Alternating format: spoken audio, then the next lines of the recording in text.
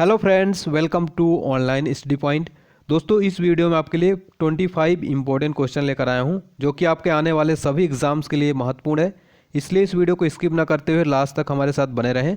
और दोस्तों, यदि भी तक आपने चैनल को सब्सक्राइब नहीं किया है तो चैनल को सब्सक्राइब कर लें, साथ में बेल आइकन जरूर प्रेस कर दें ताकि आपको एग्जाम से रिलेटेड डेली वीडियोज़ का नोटिफिकेशन मिलता रहे।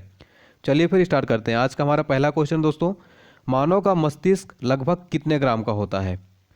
तो काफ़ी सिंपल है, जिसका आंसर आपको पता है तो आप लगा सकते हैं। तो मानव का मस्तिष्क दोस्तों होता है लगभग 1350 ग्राम का, यानी कि इसका ऑप्शन है करेक्ट हो जाएगा। अगला क्वेश्चन है हमारा, मानव शरीर की सबसे छोटी हड्डी कौन सी है? इसका आंसर यदि आपको पता है तो आप लगा सकते हैं। तो दोस्तों, मानव शरीर की सबसे छोटी हड्डी होती है स्टेपिस, जो कि कान में पाई जाती है। तो इसका यानी कि सी ऑप्शन राइट है, स्टेपिस। याद रखिएगा। देखिए दोस्तों, जो मैं आपके लिए जितने भी ऑब्जेक्टिव टाइप क्वेश्चन लाता हूँ ये काफ़ी इंपॉर्टेंट रहता है एग्जाम की दृष्टि से।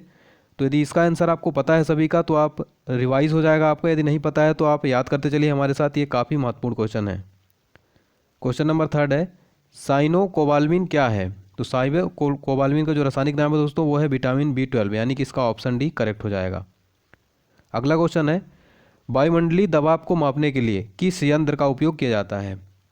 दोस्तों, इसका आंसर पता है तो आप लगा सकते हैं। वायुमंडलीय दबाव को मापने के लिए दोस्तों बैरोमीटर, ठीक है, यानी कि ऑप्शन भी करेक्ट हो, बैरोमीटर का यंत्र का उपयोग किया जाता है। दोस्तों, यहाँ पे आपको बता दें कि हाइड्रोमीटर जो है ये द्रव का अपेक्षित घनत्व इससे मापा जाता है।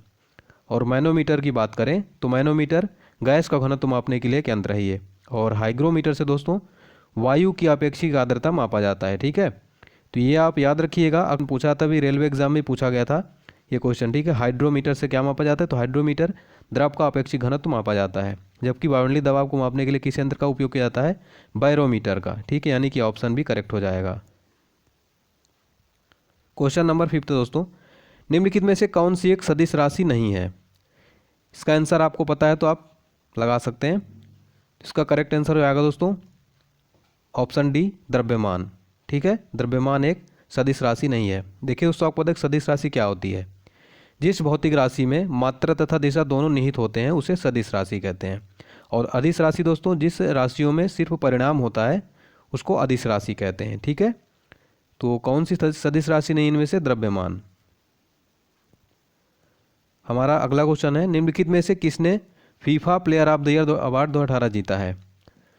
तो ये दोस्तों इसका करेक्ट आंसर आएगा ऑप्शन सी, लूका मॉड्रिक, ठीक है। लूका मॉड्रिक ने बेस्ट फुटबॉल प्लेयर का अवार्ड अपने नाम किया और उनके शानदार प्रदर्शन से ही क्रोएशिया पहली बार वर्ल्ड कप के फाइनल में पहुंचा था, ठीक है। और फीफा की बात करें तो फीफा का फुल फॉर्म याद रखिएगा, federation international D football association, ठीक है, फीफा। इसकी स्थापना कब हुई थी फीफा की? 1904 में। फीफा का हेडक्वार्टर कहाँ है? ज्यूरिख, स्विट्जरलैंड में। और फीफा के वर्तमान अध्यक्ष कौन है? गियानी इन्फेंटिनो, ठीक है। तो FIFA player of the year award 2018 किसने जीता? क्रोएशिया के प्लेयर लूका मॉड्रिक। हमारा अगला क्वेश्चन है, 2018 के लिए नोबेल शांति पुरस्कार किस व्यक्ति को दिया गया है? तो दोस्तों आपको बता दें कि युद्ध और सशस्त्र संघर्ष के हथियार के रूप में यौन हिंसा के उपयोग को समाप्त करने और उनके प्रयासों के लिए डेनिस मुक्वेदे और नादिया मुराद को संयुक्त रूप से नोबेल शांति पुरस्कार 2018 मिला है, यानी कि इसका ऑप्शन सी करेक्ट है, डेनिस मुक्वेदे और नादिया मुराद दोनों को मिला है, ठीक है। तो आप याद रखिएगा, काफ़ी इंपॉर्टेंट है, नोबेल शांति पुरस्कार से रिलेटेड क्वेश्चन एग्जाम में पूछा जाता है। हमारा अगला क्वेश्चन है, नवंबर 2018 में लॉन्च की गई 281 एंड बियॉन्ड नामक आत्मकथा निम्नलिखित में से किस खिलाड़ी की है? तो आपको बता दें कि भारतीय पूर्व क्रिकेटर VVS लक्ष्मण ने अपनी आत्मकथा 281 एंड बियॉन्ड को लॉन्च किया। यह पुस्तक प्रसिद्ध संवाददाता R कौशिक द्वारा लिखी गई है, ठीक है। इसका करेक्ट आंसर जो आएगा ऑप्शन है VVS लक्ष्मण। अगला क्वेश्चन है, निम्नलिखित में से किसे ज्ञानपीठ पुरस्कार 2018 से सम्मानित किया गया है? दोस्तों आपको बता दें ज्ञानपीठ पुरस्कार 2018 मिला है ये अमिताभ घोष को, ठीक है, ऑप्शन डी करेक्ट हो जाएगा। ज्ञानपीठ पुरस्कार 2018 किसको मिला है? अमिताभ घोष को। बहुत इंपॉर्टेंट क्वेश्चन है, जरूर ध्यान रखिएगा, आगामी एग्जाम से में पूछा जाएगा। हमारा 10वां क्वेश्चन है, 2019 में होने वाले भारत के गणतंत्र दिवस समारोह के लिए कौन से देश के राष्ट्रपति मुख्य अतिथि होंगे?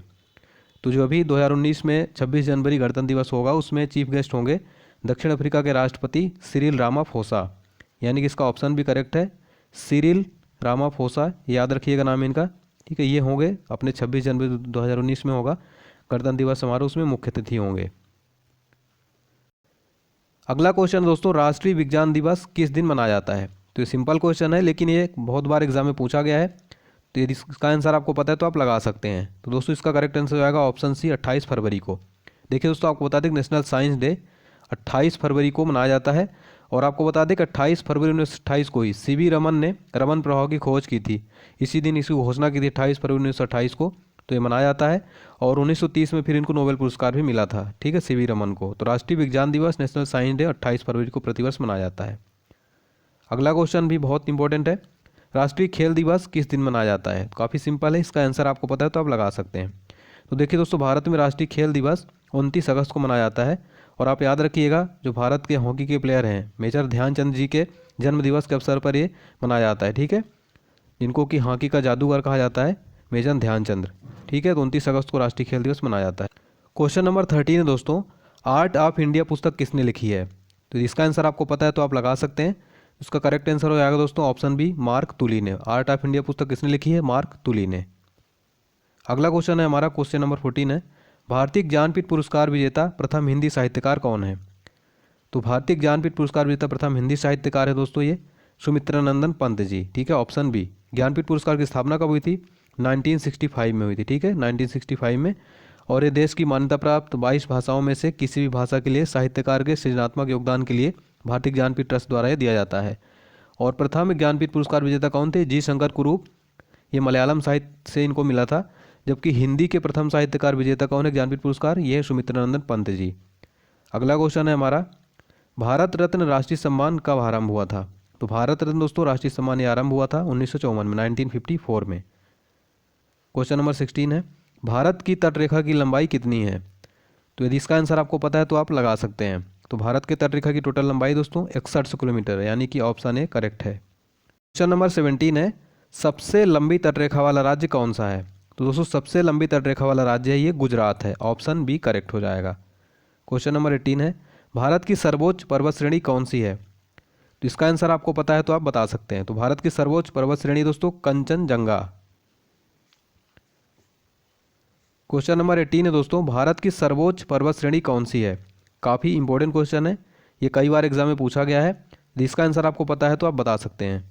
दोस्तों भारत की सर्वोच्च पर्वत श्रेणी है गेडविन आस्टीन, ठीक है, K2 गाडविन Austin, option A correct हो जाएगा। क्वेश्चन 19 है, किस नदी का उद्गम स्थल भारत में नहीं है? आपको बताना है कि इनमें से किस नदी का उद्गम स्थल भारत में नहीं है। करेक्ट आंसर हो जाएगा ऑप्शन डी, सतलज, ठीक है, सतलज नदी का उद्गम स्थल भारत में नहीं है। आपको बता दें कि सतलज नदी दोस्तों दक्षिण पश्चिम तिब्बत में मानसरोवर के निकट राक्षस ताल से इसका उद्गम स्थल है, ठीक है, तो ऑप्शन डी करेक्ट हो जाएगा। क्वेश्चन नंबर 20 है, रानी लक्ष्मीबाई का मूल नाम क्या था? तो काफ़ी इंपॉर्टेंट और बार बार पूछा गया क्वेश्चन है। रानी लक्ष्मीबाई का मूल नाम था दोस्तों Manikarnika, option A. Question number 21 है, स्वतंत्रता आंदोलन के दौरान चर्चित पुस्तक इंडिया फॉर इंडियंस के लेखक कौन थे? तो ये भी काफ़ी इंपॉर्टेंट क्वेश्चन है। इसका करेक्ट आंसर हो जाएगा ऑप्शन सी, चित्तरंजन दास, ठीक है। इंडिया फॉर इंडियंस के लेखक कौन है? चित्तरंजन दास। क्वेश्चन नंबर 22 है, इंडियन अनरेस्ट के लेखक कौन है? दोस्तों इंडियन अनरेस्ट के लेखक हैं Valentine सिरोल, option D. Question number 23 है, संसद के दोनों सदनों के संयुक्त अधिवेशन की अध्यक्षता कौन करता है? तो संसद के दोनों सदनों के संयुक्त अधिवेशन की अध्यक्षता करता है दोस्तों लोकसभा अध्यक्ष, ठीक है, ऑप्शन डी। क्वेश्चन नंबर 24 है, भारतीय संविधान के किस भाग में पंचायती राज से संबंधित प्रावधान है? तो आपको बता दें कि भारतीय संविधान के भाग 9 में पंचायती राज से संबंधित प्रावधान है, यानी कि इसका ऑप्शन डी करेक्ट हो जाएगा, भाग 9। और लास्ट क्वेश्चन है, बलवंत राय मेहता समिति गठन किस वर्ष किया गया? दोस्तों आपको बताना है कि बलवंत राय मेहता समिति गठन किस वर्ष किया गया था।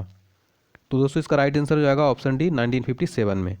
तो ये थे जीके के इंपॉर्टेंट क्वेश्चन। यदि वीडियो अच्छा लगे तो प्लीज़ लाइक करें, इस वीडियो को शेयर करें, चैनल को सब्सक्राइब जरूर कर लें, ठीक है, और आप कमेंट में बताएं कि वीडियो कैसा लगा आपको। तब तक के लिए दोस्तों मिलते हैं नेक्स्ट वीडियो के साथ। तब तक के लिए आपका दिन शुभ हो, स्वस्थ रहें, व्यस्त रहें, मस्त रहें। जय हिंद, जय भारत।